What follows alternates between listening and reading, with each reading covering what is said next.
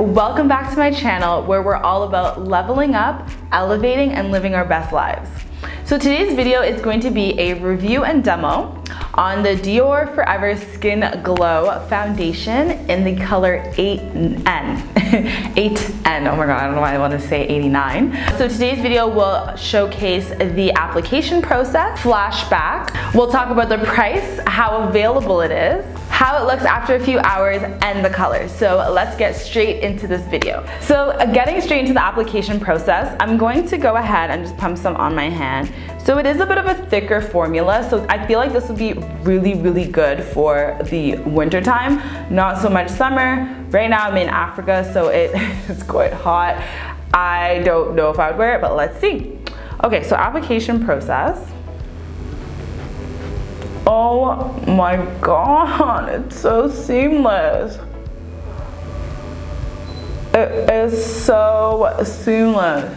So you guys know I love lightweight coverage, like medium, not like full. Like I like full coverage obviously, but usually that means it's like a thicker foundation. So I guess this is kind of like that. But I love when it just like seamlessly is applied to your face with very minimal effort. We're just managing to do one layer in this bad boy and it is really working. Like I really love that part about higher end foundations, and I think that's why I gear towards reviewing them more, because I don't know, I just prefer them, to be honest with you. So as I mentioned, very seamless application process. I love that it's one layer. I don't like to have to like keep on putting it on, and I feel like I still look like skin. My skin is going through a bit of a transitional phase right now just because I went from quite cold weather to hot weather, and I'm gonna be here for a minute, so I'm getting used to like a new skin regimen. So don't pay attention necessarily to my skin, but do please take in the fact that it just went on so seamlessly, and that took all of 1 minute. It really does do its magic without doing too much, which I do appreciate. So I'd definitely say it is a bit of it's definitely a little bit of a thicker foundation, medium to full coverage, because I can see a little bit of areas that do need correcting with concealer, but all around I did like the application process. That was really good. So getting into the Flashback, I'm just gonna go ahead and take a picture with this lighting because it's so freaking bomb. And I feel like foundation, you don't really get much of a flashback, but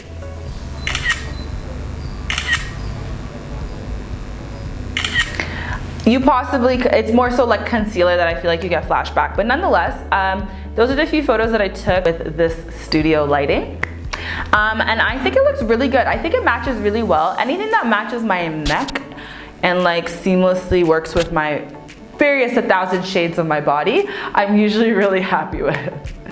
So this particular foundation is considered a neutral foundation. I did feel like when I was putting it looked a little bit reddy, but I don't, reddish, but I don't like to judge a foundation immediately at that point because it does oxidize and it does take some time to set in, and sometimes it can end up looking a little bit different.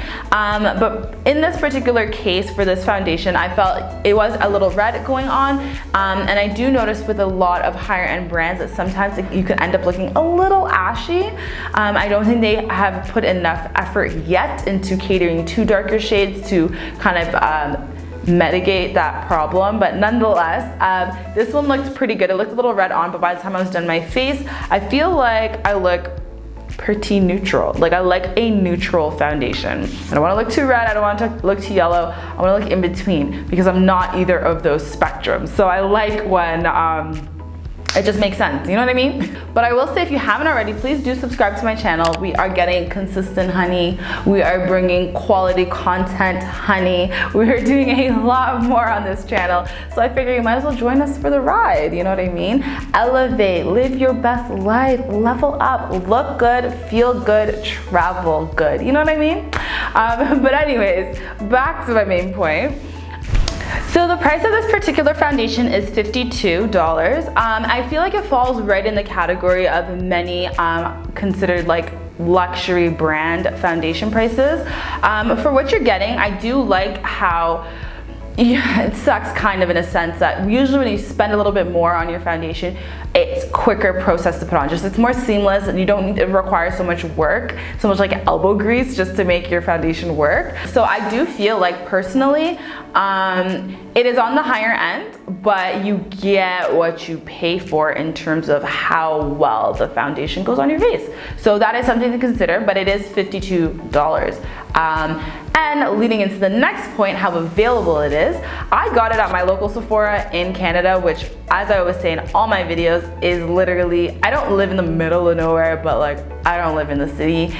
So I feel like once you're able to get foundations there and in my shade range, it's probably available everywhere. So do you need to use a lot? No, no, no. That's also why I do like higher end foundations. I just feel like you end up using less, so you end up having your foundation a lot longer. If you are a person that does cake on the foundation, I mean, you have to obviously take into consideration how much you put on, but I don't personally like to feel my foundation on my face. I just like when I just don't want to feel it, and especially now in the country that I am, it is hot as a mother here. Like, I don't want to feel foundation on my face, period. So after a few hours, I ended up filming this video rather late. I did want to film it earlier, but I was still setting up this area. We'll get into that in another video, by the way. But right now, in Kampala, it is 4:17. So I will come back in about 5 hours-ish in a bit, and I'll let you guys know how my face is still faring and like how we're doing, especially because it's hot. It's hot here. So unfortunately, my power went out later in the evening, so I was unable to finish this segment of the video. But I will say that my face was oily, but just the typical way that it is after some time and wearing foundation throughout the day. So what I will say is that it did stay in place, which I did appreciate, and it did still look good, but you definitely do need to use a translucent powder if you have oily prone skin like myself. So this particular category is new to my reviews, but I felt like it was necessary just because a lot of people do care about these days. So is this foundation a clean foundation? Is it safe for the face? Is it clean in a sense that it is cruelty-free, etc.? So I haven't done enough research, but I'm pretty sure Dior is not a cruelty-free brand. Correct me if I'm wrong. But I do know there's like maybe 2 higher end like foundation brands or just makeup brands, or not 2, but like there's a few that are on there, but I'm pretty sure Dior is one of them. So that's something to consider.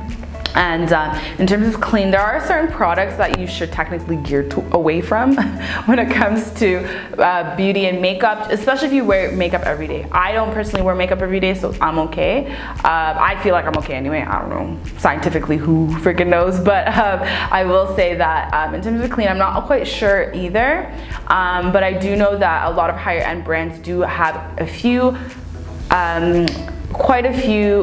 maybe just a few ingredients that you should probably stay away from, and I'll list a couple here. For my particular skin, I don't research other people's skin, but for my kind of skin, there's a few things that I probably should stay away from. Lastly, my favorite category, the color. So I felt like, I think I touched on this in a different category just briefly, but I felt like the color was pretty spot on. I feel like my concealer did a lot though to help it, and I'm using a 24-hour matte concealer, obsessed, love that concealer, very light. But back to my main point about this foundation.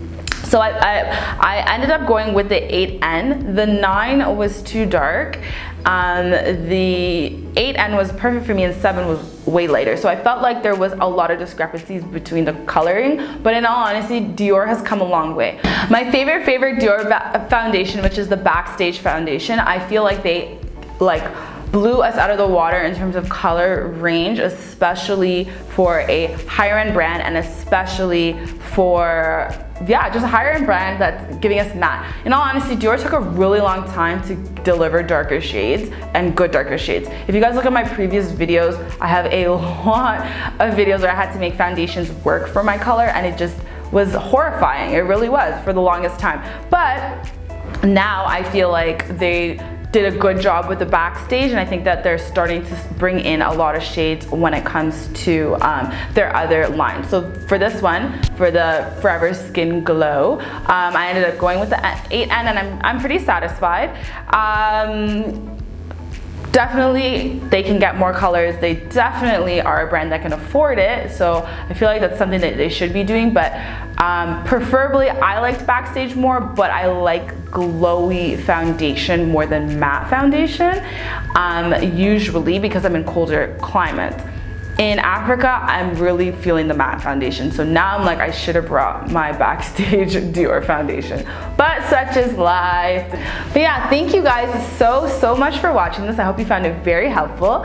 And like I said, we are on a journey to level up, to elevate, and live our best lives. So please do join me by checking out my other videos. I'll see you guys next time.